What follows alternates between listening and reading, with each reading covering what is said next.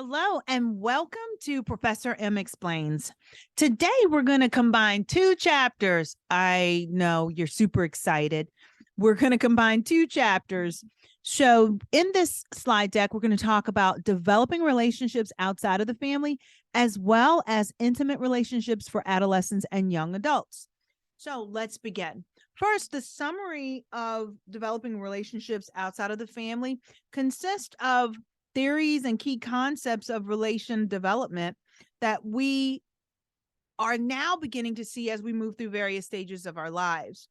And particularly, we talk about self-disclosure, becoming a major point in relational stages, and coming together or coming apart, which we have talked about this entire semester as many of us have grown comfortable in the college experience, and we are developing into the next level in our life cycles. So as we look at friendships and romantic relationships in their development, there are concepts that are now being labeled in our interpersonal communication repertoire of intimacy, reciprocity, self-disclosure, and then understanding the dynamic connection between these as we evolve our self-identity and concept of self through our lifespan. Now, when we compare this with chapter 12, we are looking at the continuation of friendships and how they're extremely important in our lives. And as research shows, the nature of friendships change as we go through various stages. Again, the definition of friendship and the importance of communication as it relates to relationships and how there are different stages of friendship formation, as well as how these models can compare and contrast with stages of romantic relationship development and how relationships can go from friendship to romantic, back to friendship, or to disillusion or resolution. And also the connection between the cultural identity and the context and the influence of our environment and our culture and how it also shapes and molds the types of relationships that we create.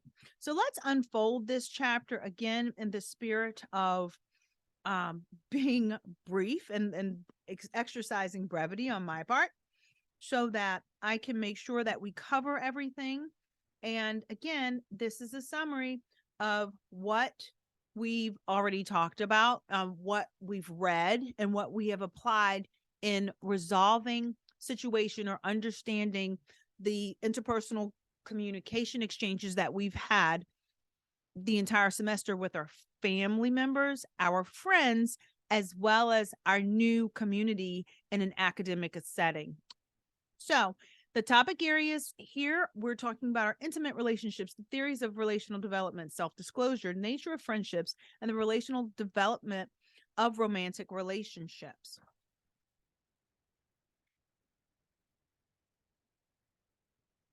When we think about the intimate relationship sector, we have to consider the fact that there is an interpersonal attraction, an intimacy, and a commitment. When we connect this with what we've talked about in earlier lectures in class, we understand that interpersonal attraction, while the attraction is a basic concept that means we're drawn towards or attracted to someone for some reason, we want to make sure that that reason does not conflict with our self-identity, our personal constitutions, and our boundaries that we've established for ourselves through our personal project. So there are three dimensions of attraction that are social attraction, physical attraction, and task attraction. This is what we learned and we reviewed in the book. I also want to encourage you to understand that there is also a attraction to your constitutions, what you admire about yourself and what you find admirable in others. Let that be the attraction of your interpersonal relationship and also included in the basis of your attraction. There is also an importance in understanding that people are typically attracted to one another through self-concept of support, and perceived similarities, as well as predictable behavior. We want to make sure that we understand that intimacy and commitment are two different words. Intimacy is a word that we use without always thinking about its connotative meaning. What does it mean to be intimate with another person? How is intimacy related to other interpersonal relationship characteristics, such as trust and commitment? So when we think about different terms and levels of intimacy, a relationship becomes more intimate when the interaction increases in terms of frequency, duration, and the number of social contacts. It also becomes more intimate on a scale when partners gain knowledge of one another's most personal thoughts. Partners also become skilled at predicting each other's behavior. They increase their own investments of time, money, and concern in the relationship and exchange for one another's goals and attributes. The interdependence and the sense of we-ness begins to increase, where partners feel that their separate interests are linked to the well-being of one another, as well as positive effect and trust increase. When we consider the notion of commitment in a relationship, it's only after we have reached a level of intimacy and trust. Do understand again that this is an escalating process, that while some people jump to the commitment before really committing, no pun intended, to the process of gaining and increasing a level of intimacy, that can be one of the most difficult parts in maintaining that relationship. So understand that there is a difference between intimacy and commitment. The theories of relational development consist of the uncertainty reduction theory, Miller and Steinberg's theory of relational development, and social penetration theory. Do know that my T is behind that cake, and we will fix it the next time we do this lecture in this slide. But there is a T on the development behind that cake. Doesn't that cake look so yummy? All right, let's keep going.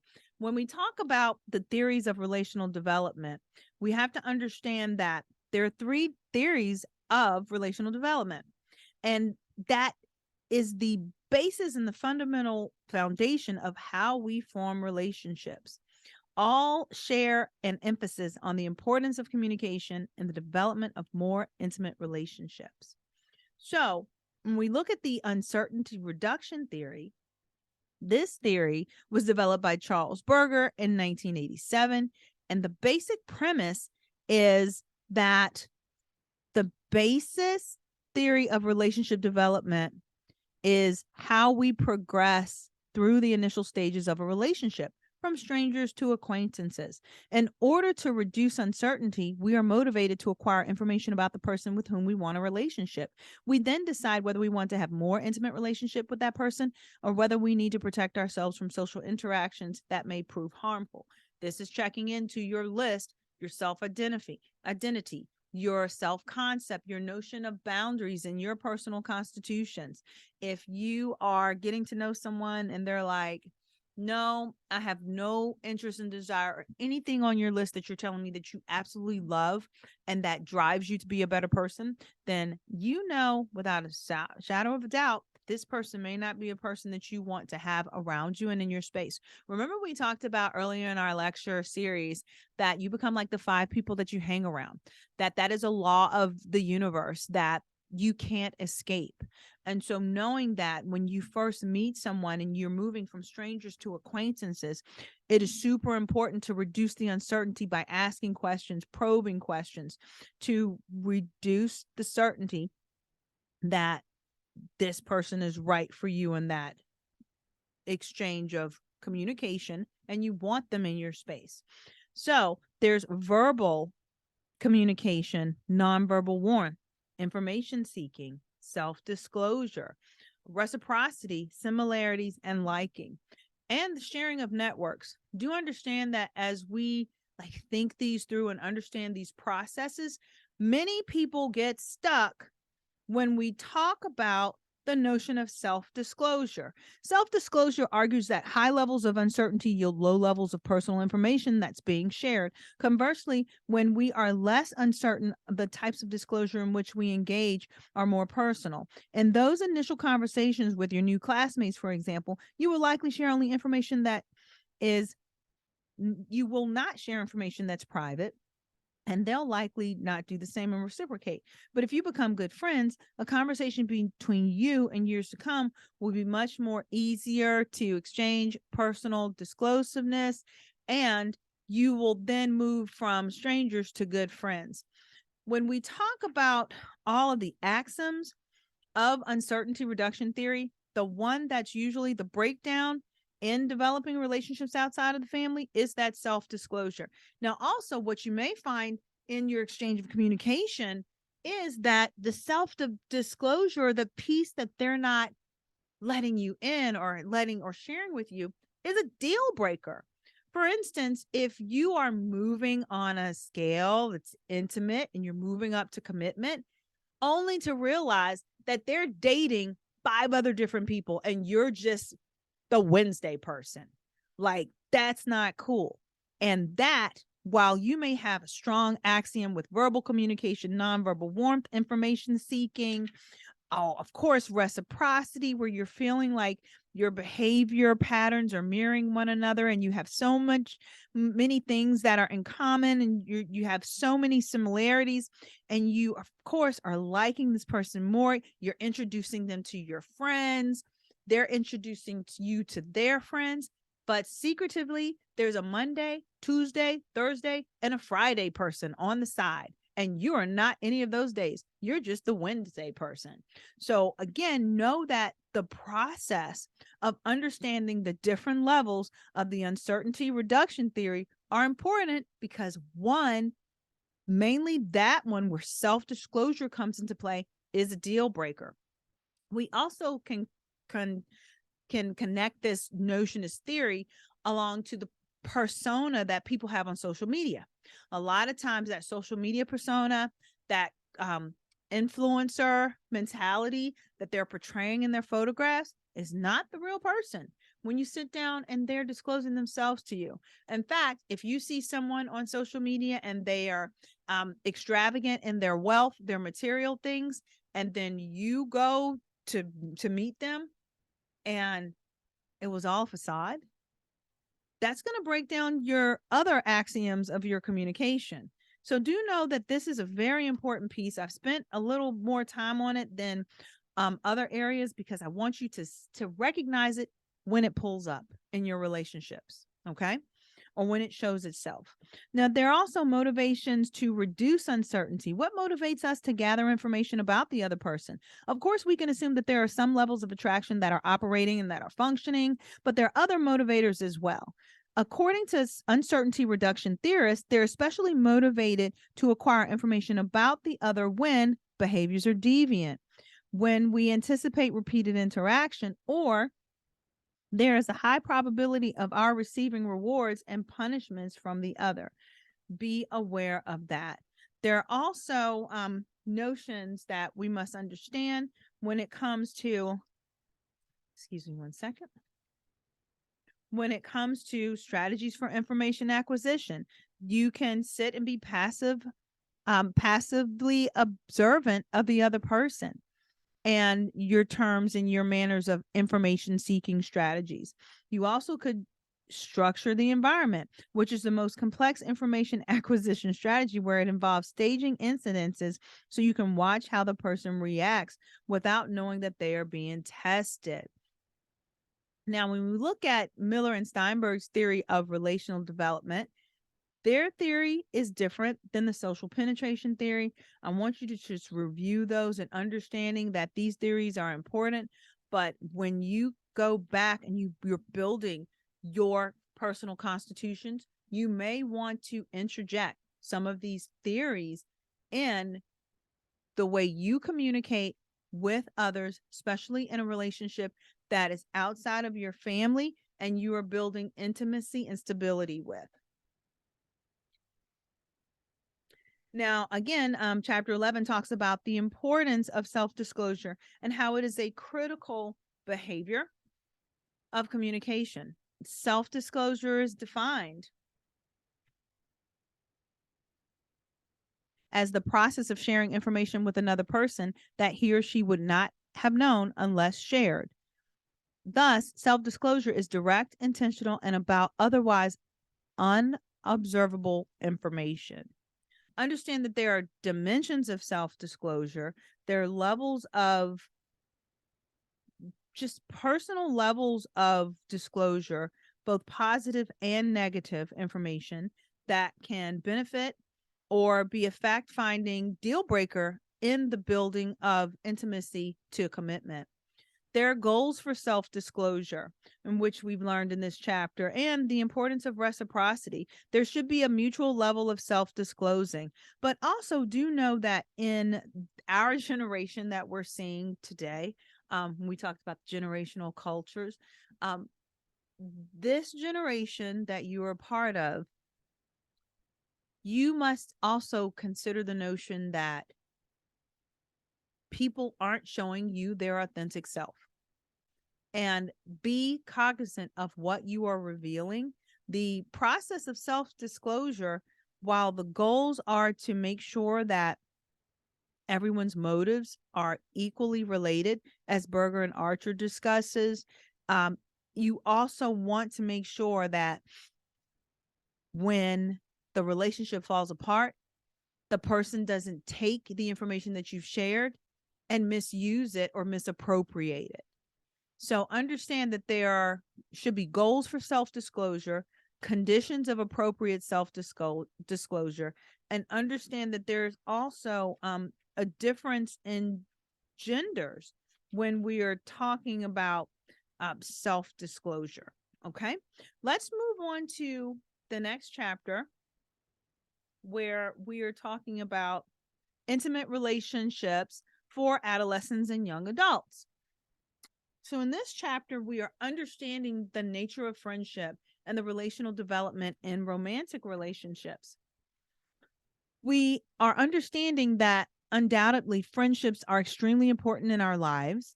And as the research has shown, the nature of friendship changes as we grow through various stages of life.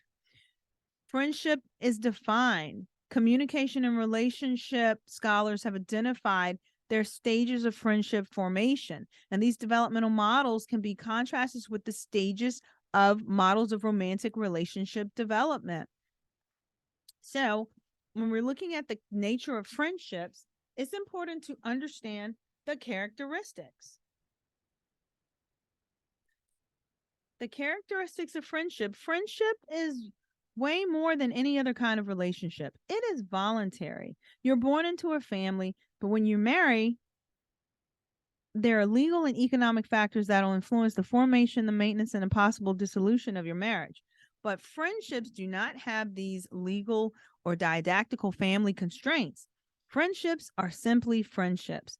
It's what we expect when we are coworkers, we're neighbors, and we form agreeable social relationships because of the context in which we find our friends. There are voluntary relationships that we enter into with people with whom we share common traits, we share experiences, or joint goals. Friendships can also rely on degrees of trust, mutual affinity, and reciprocity. Friendship is both a social and personal relationship goal. Friendships expand over the lifespan. We talked about in the beginning of our time together the importance of understanding interpersonal communication from a lifespan perspective. So, too, babies can be friends. Friends can be found in toddlerhood, middle childhood, pre adolescence, young adults, middle adulthood. As we move into our college experience, we've shared in our academic setting where our friends are even changing now because we are evolving and we're turning into a higher evolution of ourselves. When we talk about developmental models for friendship, they're differentiating models that discuss both female friendship development as well as friendship development as a whole. We're going to now talk about cultural and contextual influences on friendship. This is extremely important because cultures have different ideas of what it means to be a friend.